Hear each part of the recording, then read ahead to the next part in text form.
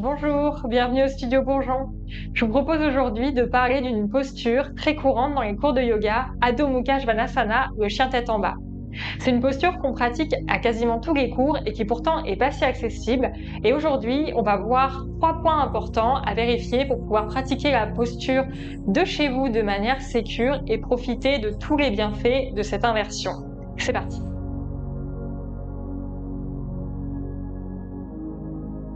La première chose importante, c'est le placement de la tête par rapport aux bras et l'activation des bras dans le sol.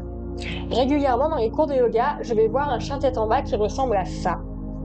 Ici, la nuque est un petit peu cassée en deux et mes bras sont très passifs dans la posture. La première chose à faire, ça va être de tourner mon regard vers les orteils pour bien allonger la nuque. Et dans un deuxième temps, d'amener la tête entre les bras. Si je bouge la tête de gauche à droite, mes oreilles touchent l'intérieur de mes bras. Ensuite, je vais vérifier que mes mains sont bien à plat dans le sol, les doigts bien écartés. Et enfin, je vais pousser dans le sol avec les mains pour bien venir activer au niveau des bras et des épaules et ne pas laisser le poids du haut du corps s'écraser dans les poignets et dans les coudes. Là, j'ai le bon positionnement pour le haut du corps.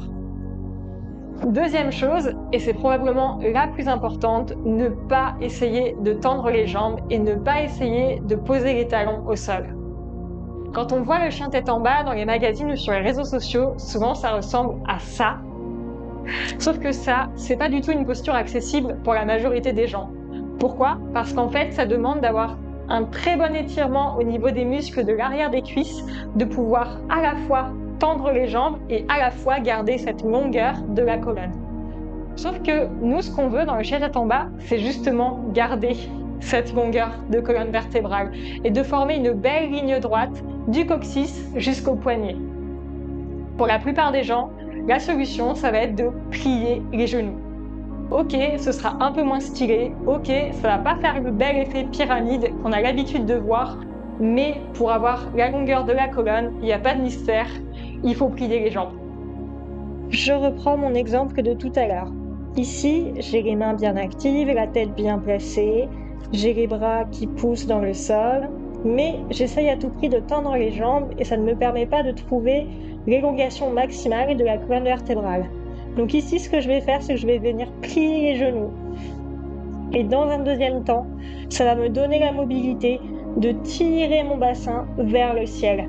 Et je peux même venir en appui sur les orteils ici pour vraiment venir trouver ce mouvement du bassin vers le ciel et légèrement vers l'arrière dans un deuxième temps.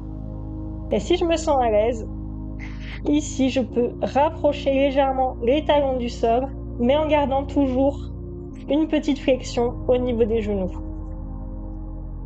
La troisième chose importante, c'est le placement du bassin et l'engagement des abdominaux.